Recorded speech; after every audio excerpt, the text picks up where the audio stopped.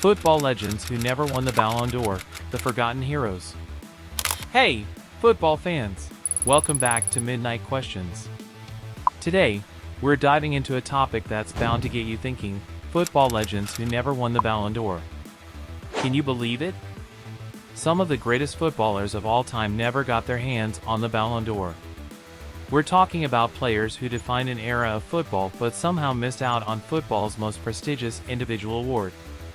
Now, before we get into the list of these forgotten heroes, let's take a quick second to acknowledge just how big the Ballon d'Or is in the world of football. It's not just a trophy, it's a symbol of excellence. Every year, the best players in the world fight for the title of the best, but there are some legends who, despite their brilliance, just couldn't claim that golden ball. The Ballon d'Or, what's it really about?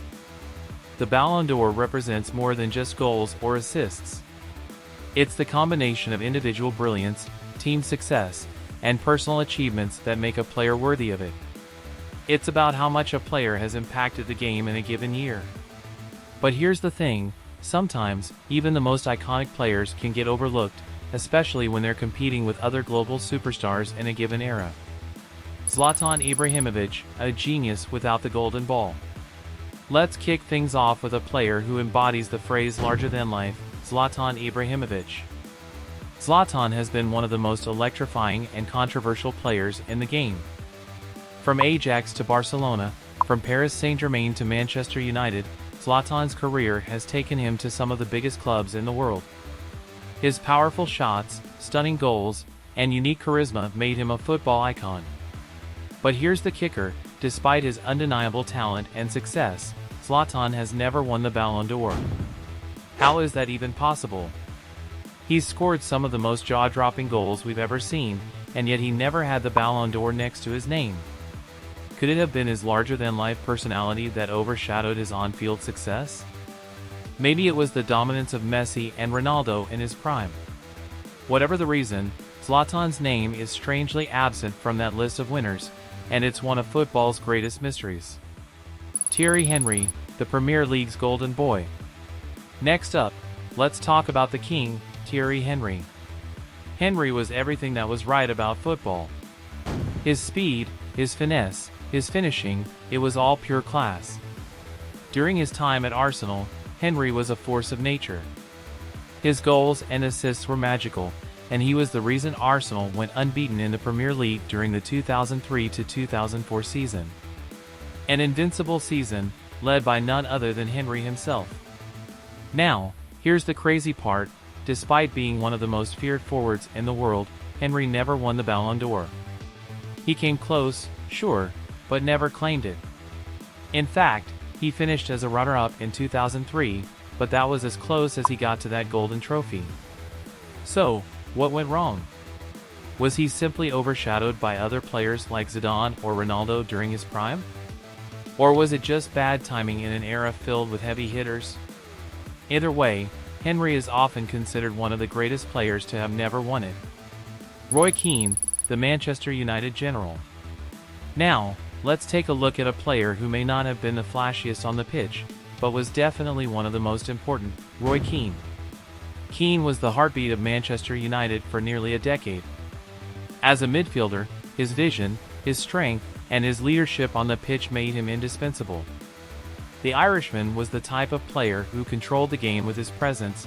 No one could dominate a midfield quite like Keane could. Despite all of this, Keane never won the Ballon d'Or. And that, my friends, is one of football's biggest oversights.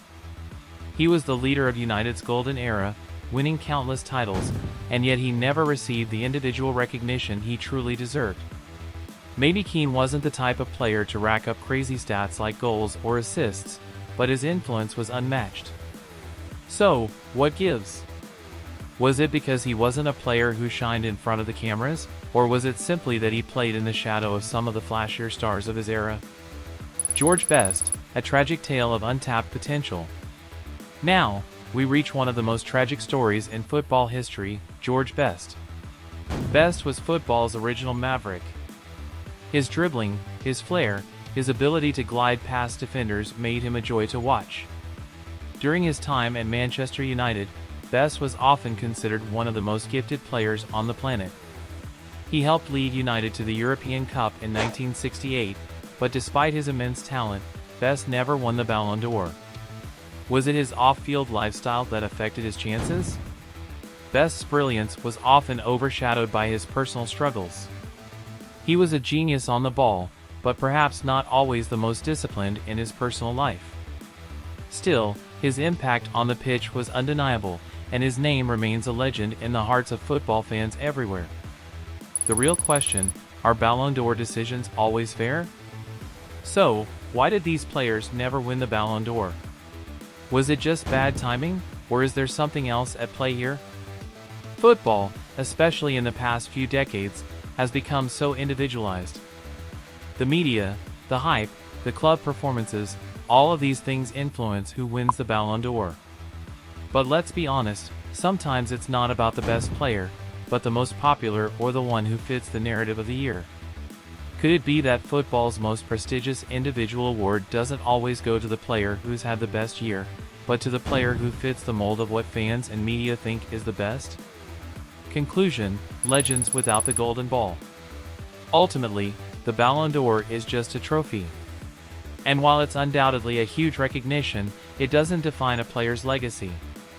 Zlatan, Henry, Keane, Best, these players didn't need the Ballon d'Or to cement their places in football history.